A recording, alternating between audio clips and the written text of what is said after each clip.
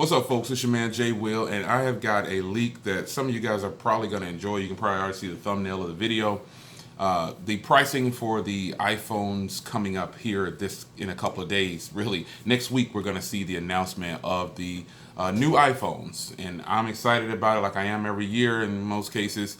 I always end up buying it, keeping it for a month, but the iPhone X is the only one that I've rocked with the longest, and the iPhone 8 Plus, I'm sorry. But let's get into this pricing now. There's supposedly there are going to be 3 iPhones out there, and the naming scheme. Now, this is just a leak video, okay? So please treat it that way. Don't think that this is official. I could be way off in this information that's being provided. However, this information is already all over the internet, so I know you guys have seen it before.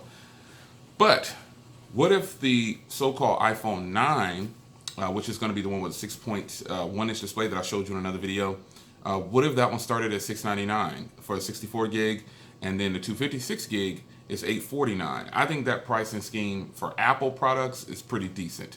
And again, Apple products, not smartphones as a whole, because you guys know I don't condone paying over $400. I try not to promote things that are really high in price range because I know most of my viewers probably don't want that. You know, they want to see the money saving thing. So, and I try to give it to them. You know what I'm saying? But this Apple setup right here for the iPhone 9, the 6.1-inch one, $699 is actually pretty decent for an Apple priced iPhone, and $849 for the 256 gig.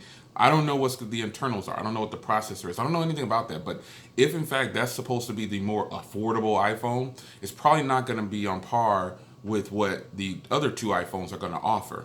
They're going to be spec'd a little higher, obviously, and even if this iPhone only has the specs of the iPhone 7 or something like that, or the iPhone, previous years, which is probably what they're going to do, that's still going to be great, man. I don't know about the screen resolution. I don't know anything about it, so treat it as a leak. Remember. Now the next set of phones obviously is the other 5.8-inch phone, and then the 6.5-inch phone. So we'll start with the 5.8. Obviously, $899, $1049, and $1199 for a 64, 256, and 512. So they're basically giving you the 512 option now on the 5.8-inch display, coming in at pretty much the same price as the current iPhone setup. But that middle ground was the 256, and it's 1050.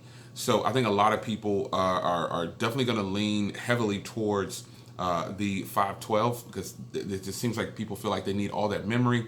And if you don't need it, it's a matter of having it at your disposal. And that's really what it comes down to. So the bigger iPhone, $999, $1149, and $1299 for the 512 gig, respectfully.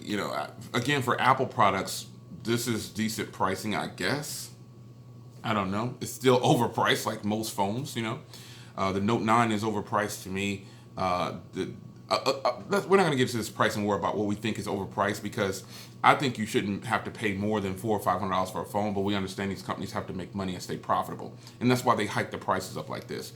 But for Apple, this is decent pricing. Now, what I want to see is the 6.5-inch screen iPhone really take advantage of the canvas. I don't just want a big slab, because what it's going to do is make me go ahead and wait on the iPhone 9, I guess it's the 6.1-inch version, and get the best price. Grab the 256 gig for $849 and call it a day, or $699 for the 64 gig, because I probably won't even use it that much, But I really want that 6.5-inch iPhone to really stand out away from the other ones. And this video is just to show you the pricing. I didn't have any intention on putting up any more videos today outside of Galaxy Note 9 videos, because I'm trying to cover a lot of footage on that because I'm so enjoying this phone. And this is actually the rear camera of the Galaxy Note 9 doing this video. I got my S Pen remote on deck so I can stop the video whenever I want to. But this is just awesomeness. I think Apple has a lot of catching up to do. Some people have said that they don't want them to introduce anything that has to do with a pen or a stylus or anything, but they're gonna have to do something to catch up with the Galaxy Note 9. They have the Galaxy Note 9. They have a lot of phones beat with usability, friendliness. The ecosystem is stable and solid, but it's going to take more than that to win over a person to give up their Galaxy S device for sure. It's your man Jay Will. Going to cut this off before I hit my limit, unfortunately. Anyway, it's your man Jay. I am out. Hope you enjoy the video. Take care.